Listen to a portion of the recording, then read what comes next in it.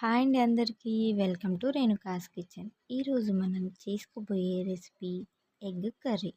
ఇది మనం బాయిల్ చేసుకొని ఎగ్స్ వేసుకుంటున్నామండి. ఇలా ట్రై చేయండి, తప్పకుండా టేస్టీగా వస్తుంది. ఎగ్స్ని ఒక బౌల్లోకి వేసుకొని వాటర్ పోసుకొని కొంచెం సాల్ట్ వేసుకొని బాగా బాయిల్ చేసుకోండి. ఇప్పుడు కడాయి తీసుకొని దాంట్లో నూనె పోసుకోండి. నూనె బాగా వేడయ్యాక దీంట్లో మనం ఆనియన్స్ వేసుకోవాలి.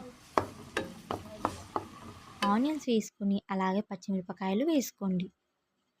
ఇప్పుడు అలాగే మనం పసుపు వేసుకోవాలి. అల్లం వెల్లుల్లి పేస్ట్ కూడా వేసుకోండి. వేసుకొని మంచిగా కలుపుకోండి. ఆనియన్స్ అనేటివి బాగా మగ్గాలండి. ఒక 10 నిమిషాల పాటు దీన్ని లో సిమ్లో పెట్టి బాగా మగ్గనివ్వండి. మూత పెట్టేసుకొని మగ్గనివ్వండి. ఇలా ఆనియన్స్ అనేటివి బాగా దగ్గరికి వేగాక ఇప్పుడు మనం దీంట్లో కారం వేసుకోవాలి. కారం వేసుకొని మంచిగా కలుపుకోండి.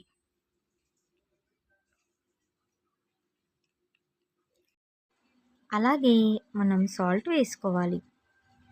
సాల్ట్ వేసుకొని ఒక 5 నిమిషాల పాటు ఇలా నూనె పైకి తేలేంత వరకు మగ్గనివ్వాలి. ఇలా మగ్గాక నీళ్లు పోసుకొని బాగా మసలనివ్వాలండి. మంచిగా కలిపేసుకొని మూత పెట్టేసి బాగా మసలనివ్వాలండి.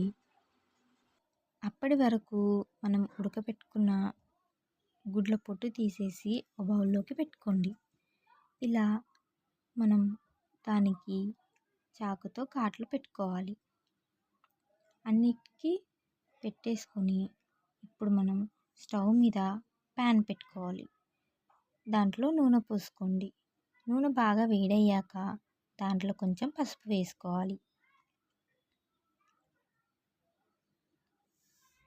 అలాగే కొంచెం కారం వేసుకోండి.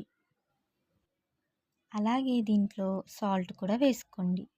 వేసుకొని ఒక 2 మినిట్స్ వేగనివ్వండి. అది వేగిన తర్వాతకి ఇప్పుడు మనం ధనియాల పొడి వేసుకోవాలి.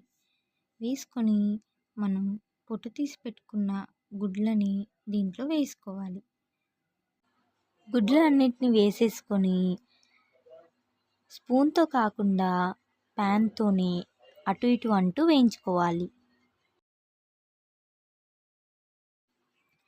ఇలా చూపిస్తున్నట్టు ప్యాన్తోని గుడ్లని అటు ఇటు అంటూ బాగా వేయించుకోవాలి.